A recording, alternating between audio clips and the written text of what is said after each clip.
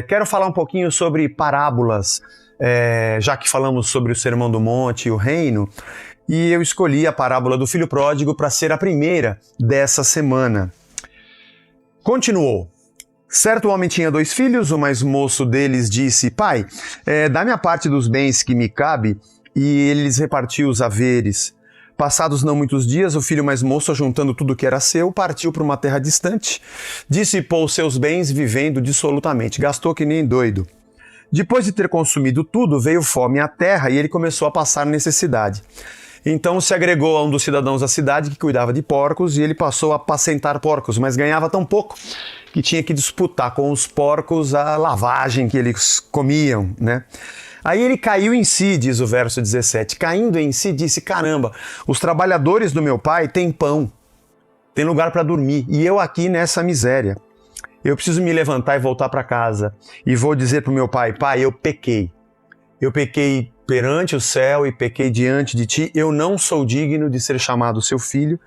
Me faça como um dos seus trabalhadores. E assim ele faz, volta para casa, correndo, né? Arrependido, e levantando-se foi para o seu pai. Vinha ele ainda longe, esse é um detalhe legal, quando o seu pai o avistou e, compadecido dele, correndo, o abraçou e o beijou.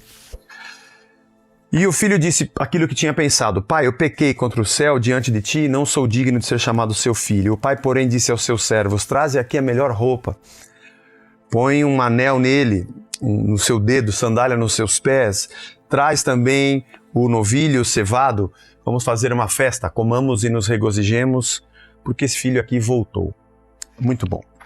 Vou ler apenas essa primeira parte. Como o texto começa com continuou, é porque Jesus vinha dizendo alguma coisa antes. Esse é o capítulo 15 de Lucas. Essa parábola Jesus conta porque os fariseus os fariseus estavam criticando Jesus, dizendo, eles e os escribas: esse homem come com pecadores. Os fariseus e os escribas estavam criticando Jesus e dizendo: esse cara come com pecadores, ele está no meio de gente perdida, pô. Ele não vale nada. Isso acontece muito nos dias de hoje. Nós gostamos de julgar pessoas por onde elas estão. Se isso fosse uma premissa considerável para se analisar uma pessoa, então os missionários que estão no meio dos muçulmanos tinham que ser tidos como muçulmanos. As missões que trabalham no centro da cidade, na Cracolândia, os missionários então seriam todos eles viciados. É interessante como quando você olha um cristão perto de um não cristão, ou seja lá qual seja a sua condição, nós temos a mesma atitude desses fariseus e escribas. Está vendo? Olha com quem ele está conversando. Pois bem, aí Jesus conta 2 parábolas antes dessa. Ele conta a parábola da ovelha perdida. Eu não vou ler aqui, mas é o texto que vem antes. Ele diz: o homem tinha 100 ovelhas, uma se perdeu. Quem é o pastor que não deixaria as 99 para buscar aquela que estava perdida? Foi buscar aquela que estava perdida. E emendou numa segunda parábola, da dracma perdida. E a mulher que tinha uma dracma, uma moeda, e ela perdeu em casa e não sabe onde colocou. E ela vasculha, vira os móveis de ponta cabeça até achar aquela moeda. Quando ela acha aquela moeda, ela fala: puxa, agora sim. Chama as vizinhas e fala: vamos tomar um chá aqui e fazer uma festa, porque eu achei a moeda que estava perdida. E aí ele continua: um homem tinha 2 filhos. A parábola das ovelhas é um pastor só que tem 99 ovelhas e uma se perde. A parábola da mulher com a dracma é uma mulher que tinha uma única dracma que se perde. E aqui Jesus diz que ele tinha 2 filhos e um deles se perde.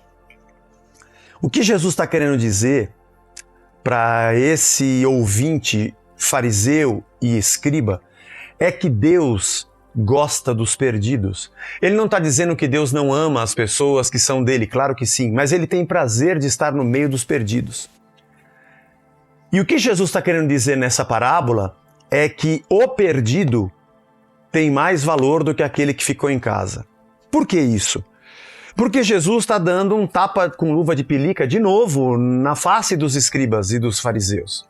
Porque eles se sentiam os os corretos, o filho que ficou em casa, não esse que saiu. E olha que coisa interessante, como eles eram hipócritas, eles, quando Jesus conta a parábola de deixar as ovelhas para buscar a perdida, eles falam, tá certo, custa dinheiro essa ovelha. Essa ovelha, você não pode perder uma ovelha assim, à toa. Tem que ir atrás, tem que trazer de volta mesmo. Ovelha é dinheiro. Quando ele conta a parábola da dracma, na cabeça dos fariseus e escribas, eles pensam, claro, ela perdeu uma moeda, tem que achar essa moeda, tem que achar esse dinheiro aí, porque não se pode perder dinheiro assim. Ah, fariseus e escribas, como eles amam dinheiro. Ah, como o reino deles tem as riquezas em primeiro lugar. Mas quando Jesus conta a parábola de 2 filhos e o mais novo pede a sua parte da herança e vai embora para gastar, eles devem pensar assim, aonde vai parar essa história? Porque a ovelha vale a pena ir atrás. O dinheiro, a dracma, vale a pena ir atrás. Mas esse moleque não presta. Primeiro que ele é o mais novo. O mais novo não tem a maior parte da herança. Ele tem uma porção, mas geralmente ela é metade da porção do primogênito. Então, o pai, quando morresse, dividiria em 3 partes a herança e o mais velho receberia 2. Então, quem é esse moleque que pediu a parte dele? Outro dia, quando eu falei sobre essa parábola, alguém me perguntou, Zé, mas qual o erro do filho pedir a parte dele da herança se a parte já era dele? 2 erros. Primeiro, que tudo que ele tem é do pai. E essa parábola representa o reino. Nada é propriamente nosso. Nós somos bem-aventurados por não considerarmos propriamente nossa nenhuma das coisas que temos. Assim era a igreja em Atos dos Apóstolos quando nasceu. Ninguém considerava sua propriamente nenhuma das coisas que possuía, mas tudo lhes era comum. Portanto, o primeiro erro é achar que é meu aquilo que o pai tem. O pai me dá porque ele é gracioso. O segundo erro é que a herança é dividida quando o pai morre. Isso significa que esse filho mais novo já matou o pai, com ele em vida. O reino de Deus é o reino de um pai que ama o que se perde. Na cabeça dos fariseus e dos escribas, aquilo era um absurdo. A ovelha e a dracma valem mais do que uma pessoa. Pare e pense sobre o reino que você crê. Sobre o tipo de fé que você possui. Sobre que tipo de coisas você tem como valorosas na sua vida. Porque na fé que se prega hoje, coisas e experiências valem mais do que pessoas. Coisas e experiências valem mais do que o amor àquele que se perde. Aquele que se perde vai para o inferno, onde nós julgamos quem está certo e errado e achamos que somos mais bem-aventurados pelas coisas que possuímos ou pelas bênçãos que recebemos. E achamos que uma pessoa tem valor pelo que ela possui, pelo cargo que ela tem ou onde ela está, e não propriamente pelo valor intrínseco de um ser humano, criatura de Deus, por quem ele morreu na cruz. Porque Deus não morreu na cruz para você que é certinho, ele morreu por todos. Aliás, você não é certinho, você é um miserável pecador como qualquer um outro, carente e dependente da graça de Deus. No reino de Deus, pessoas valem mais do que dinheiro e ovelhas. Se você pertence ou se sente parte de uma comunidade onde você só serve para gerar ovelhas e dinheiro, onde você só serve para multiplicar ovelhas ou para trazer dinheiro, pense bem, você vale mais do que isso.